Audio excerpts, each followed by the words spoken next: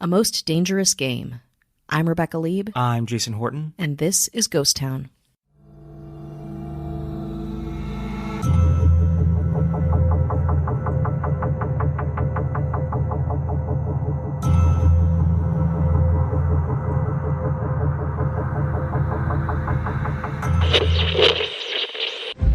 This is the chamber.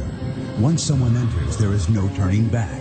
Tonight, within these steel walls, human endurance will be taken to its very limits. Participants will be subjected to unbearable environments and incredible physical stress. Scorching heat, sub-zero cold, and hurricane force winds.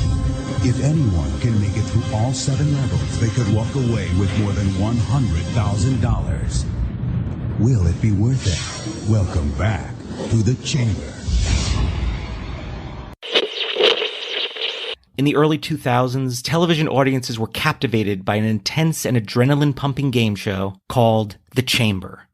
This unique show pushed contestants to their limits as they faced a series of physical and mental challenges within a claustrophobic and high-pressure chamber. The Chamber, directed by Don Weiner and hosted by Rick Schwartz, aired on Fox from January 13th to January 25th. Wow. Short.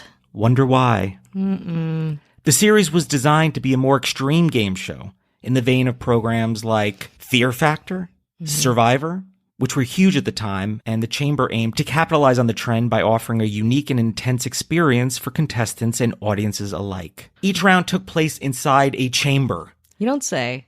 A confined and controlled environment that could simulate extreme conditions such as heat, cold, or sensory deprivation. This already sounds so problematic. The contestants were subjected to physical challenges, mental puzzles, and psychological tests while inside the chamber, with the goal of accumulating the most points to win the game. Preston Beckman, a fellow Fox executive, thought that the show had been created to make viewers wonder if, quote, Fox might actually kill someone on television due to the extreme circumstances in which the contestants of the chamber would be placed. The chamber's first host, sportscaster Matt, I don't know if I'm saying this right, Vasgersian, was troubled by these issues and ultimately decided to stop working on the show. Fair. First host, gone. He's like, I'm not doing this. He's like, I can't in good conscience be a part of this. There's always somebody else that's willing to do it, though. Of course there is. When Matt arrived at the rehearsal, he saw a girl being sprayed with water in the cold chamber and overheard a conversation between members of the show's production staff in which the effects of exposing the girl to hundreds of mosquitoes were discussed. So while some girl's getting a cold hose, they're talking about, hey, what about hundreds of mosquitoes just flying around while these people are trying to answer questions under duress. Matt had accepted the job primarily because he was friends with one of the program's producers. It was because of this blatant disregard for the participants' security and well-being that Matt abruptly left the set, eventually being replaced by sports radio host Rick Schwartz. Okay, there's that person. In addition to concerns over the extremity of its content, the Chamber was sued by the producers of the ABC game show The Chair. I'm not familiar with that show. I think it was a little more popular, but they were both similar shows, and The Chamber just ramped it up. Yeah. I feel like The Chair, you're like in the hot seat. Yeah, I you're believe. in a chair, we're in a chamber. And hundreds of mosquitoes. How about that? How the game is played? After this break. Priceline presents Go to Your Happy Price. What's up? It's Kaylee Cuoco. When it comes to travel, we all have a happy place. You can see yourself already there. It's beautiful. It might be sunny and sandy for some, neon and urban for others, deserts or rainforests or hiking trails. With Priceline, you can get to your happy place for a happy price with deals you really can't find anywhere else. Like up to 60% off select hotels to Costa Rica or 5-star hotels for 2-star prices in Cabo. Go to Priceline.com and travel to your happy place for a happy price. All right, see ya. I'm off to Miami. No, actually, wow, look at that. No, I'm going to Hawaii now. Ooh, Cancun looks nice. You know what? Belize looks pretty nice this time of year. Or, Palm Springs. Go to your happy place for a happy price. Go to your happy price, Priceline. The game began with 2 competitors listing objects from a predetermined category until one of them won. The top 2 finishers received $500. $500. Or, hold on. Okay, I'm holding. Access to the chamber. So you can get $500. That's nice. Or after tax, you owe $75. Great. Or get in that chamber, baby. What happens there? They would have to answer questions for a chance to earn over $100,000. So we're going from $500 to You could take $500. $100,000. Yes. If you're a coward. So you're going in the chamber. Yes, pretty much. Or it's a very boring show. Totally. Although unaired episodes allegedly contained electricity, water, and insect-themed chambers, it goes without saying that the people with claustrophobia need not apply. Naturally, while in this chamber, participants would be subject to cold-blooded torture, including intense heat or extreme cold. Correct responses were paid $1,000 apiece throughout each of the 7 rounds, which lasted 60 seconds. Each round begins with the conditions in the chamber getting worse. Really? Why would they get easier? Yeah, no, they're not going to be like, this is almost flooded and now it's comfy in here. Yeah, you just sit on this lazy boy. Just take a nap. And the game would end and the player's bank would be cut in half if they gave incorrect answers to 2 questions in a row. Their, quote, stress quotient reached a certain level for 20 seconds, or they or the show staff decided to call it. Yeah. So there was people that were saying, hey, listen, I know you're tough, but this is too dangerous. But that would be like a person like me. Like, I'm not a medical professional, but I'm sitting by a buzzer and a walkie-talkie being like, this person looks frozen. I guess let's stop, kind of a thing.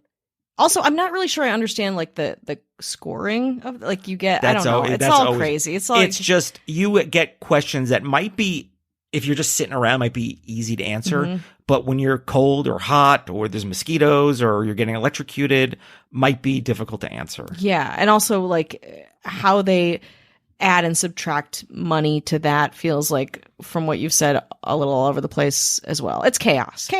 If a player can make it through all 7 rounds with at least 25 questions correct, their earnings would be double, and then playing the chamber would also have been retired. So then you're done with the chamber if you get that point. Okay. And then maybe 2 people, the better of the 2 people. Internal temperatures would begin at 110 degrees Fahrenheit and increase towards a maximum of 150 degrees Fahrenheit. Wow. The chair would move beginning at the second level, first back and forth, then up and down, then 270-degree rotations and complete circles. So you're like in an undulating. You're in one of those things where they have on like the boardwalk, Yeah. where you're like in ropes and Yeah. they're turning and twisting it. But on top of that, it's like a gyrosphere 150 type thing, yeah. degrees, and you have to answer questions about geography. jets shooting flames around the contestants.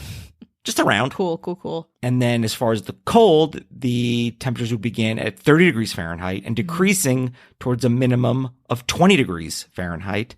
Contestants getting sprayed with water, causing ice to form on your body. So that doesn't sound that bad. The 20 degrees. Wind gust of 40 miles an hour. Air cannons blasting towards the contestants with up to 140 miles an hour winds. So you're getting shot with an air cannon. That's a lot. Simulated earthquakes increasing in intensity. Electrodes contracting the player's muscles. Oxygen levels gradually descending to 70%. That's pretty scary. That's scary. And then they just set you on fire and see. That's for the $500. Okay, that's fair. So the show debuted on January 12, 2002 to about 10 million people. However, by the 3rd episode, getting moved to Friday night, the viewership was cut to almost half. So even with all that, people were like, No. Either they were like, other things are on there or more interesting. The way the show is interesting, but the way they're producing it, it just wasn't conducive to a good show. Or they're just like, I don't want to see people getting tortured. No, I think that there's a tipping point with stuff like that, especially because like people who love game shows like love the game of it. But it's not a game when you're just in a coffin getting blasted with air and shocked and I don't know, almost drown. Like that's not like fun. That's not like a fun viewing on a Friday night, Only 3 of the 6 episodes actually aired due to the critiques and the drop in viewership. Warranted. And I really think it's the drop in viewership first. Totally. They'll say, you've spoken and we've listened, but really the viewers dropped in half. Yeah. Is it going to continually just keep dropping as the show goes on? And they're like, no, we have an obligation to the safety of, they're going to stand their moral high ground for why the show wasn't airing, even though we all know it's because people weren't interested. Scott Brown, a participant who was hospitalized for hypothermia after being subjected to all 7 levels of the show, God. where he won $20,000, Okay. would later sue the chamber and ended up receiving a settlement of $100,000.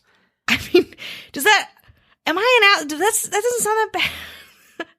The things I would do for $20,000?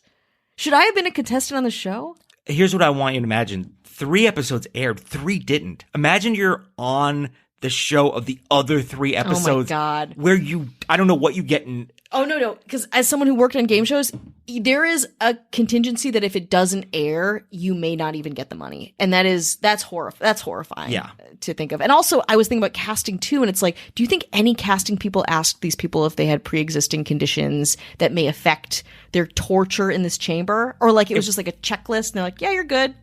As we go to sometimes you go to the doctor and you're like, yeah, I'm fine. And I'm sure 20 years ago, we learned that things were probably a little more lax. Totally. Well, you think about Fear Factor. I had a friend who worked on Fear Factor, and I remember she got a rash. She got like a flesh-eating bacterial rash, and they were like, good luck.